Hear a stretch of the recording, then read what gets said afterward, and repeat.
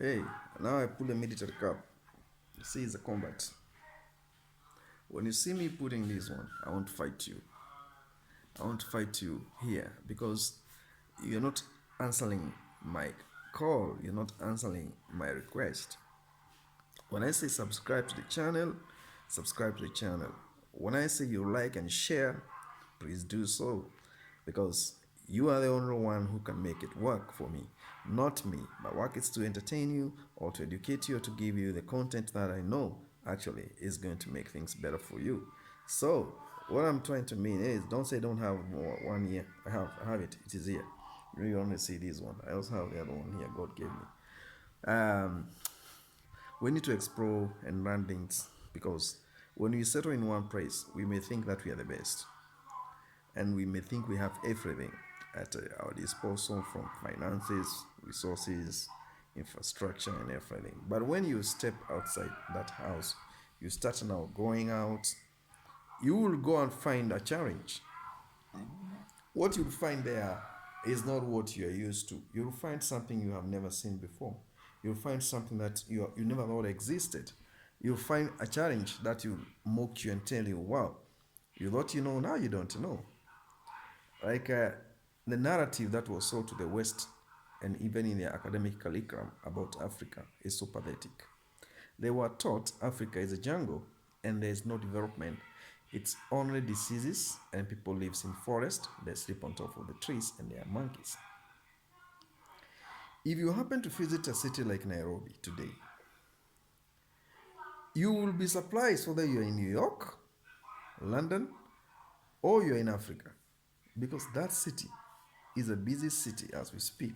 It's a city developed in a way it doesn't sleep. It is a 24 hours economy city. You will be surprised. You can find any service you're looking for in Nairobi at any one given time. That's a fact. From transport, banking services, hotel, place to sleep, anything, you can find it in that city at that time.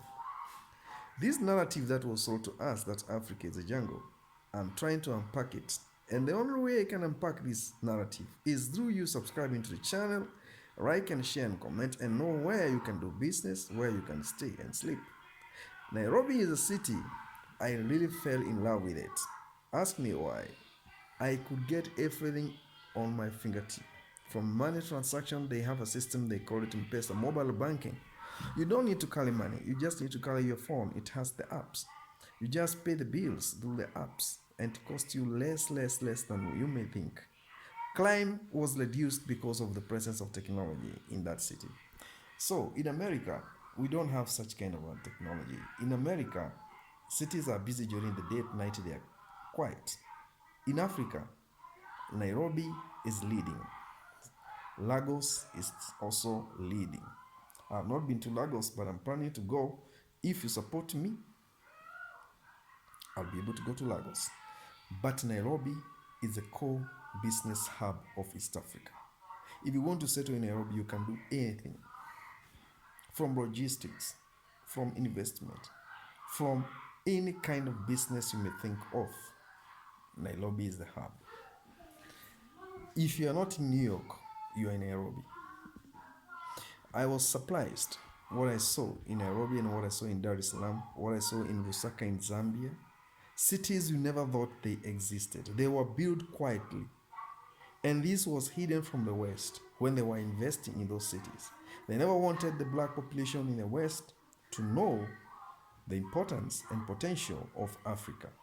So they created academic curriculum and they give it to you so you can have it as your academic path to shape your dignified Western future in absence of your roots, where you come from.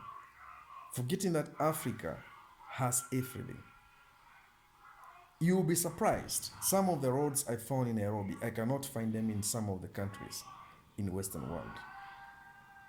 The dual carriageways, the superhighways, they are named them. They are there. Electricity is there, is everywhere, is affordable. Unlike now, what they used to tell you in the narratives, whereby when they come to Africa, they just film and do journalism in areas they know they are less fortunate. Even in Western world, we have areas where people are suffering. And that is my call. You support my channel, I be able to go to those areas. I unpack their poverty and give it to you here so you can also see their suffering. They are also suffering. But they are hiding it because no African journalism is allowed to go to Western world and do documentary about poverty in Europe, to do poverty in America. But for them, their journalists can come to Africa and do documentaries about poverty in Africa. Those are the two different dimensions. We need to tame this, because if we don't, then definitely, where are we heading to? I have severally fought this with a lot of, stamina, media stamina. America is built on social media, is built on media fabrication. It's not what you think it is. And when they sold you that narrative, you got it and you started aping them. Now look, Johannesburg in South Africa is a big city. In fact, it's better than New York. Look at Pretoria. What can't you have there? We have streetlights, we have world-class hospitals, we have everything. Look at Harare. I was there the other day. I was shocked. I thought in Harare we have sanctions. People are doing business as usual on daily basis, and they are earning money. Can a country with sanctions have less traffic or more traffic on the road? There's traffic in Harare. Black market is working for them like nobody's business. So your sanctions, they did nothing. All in all, what I want to I want to push this narrative of Africa is growing. It's not what was sold to you. Rwanda in Angola is an astonishing city. It's a city you have never seen before. Now it's visa free to go to Angola. You don't need a visa as an African. Kenya is the same. Botswana, Gaborone is a big city. It's not what you think. Windhoek, Namibia. Who sold this narrative of poverty in Africa to you? You can only come for holiday to go to the game park, game reserves. The company that is doing reservation for you in the United States is for a white man. The company that is giving you transport and logistics and adventure safari, selling that package to you, is for a white man. So you go where he chooses for you to go. And he tell you to go to your people is something that you don't deserve to. It's you don't need to go and see adventure in Africa apart from wildlife. You can't go to see your people, and you're in Africa. You can only go and see the wildlife, then you go to the white man's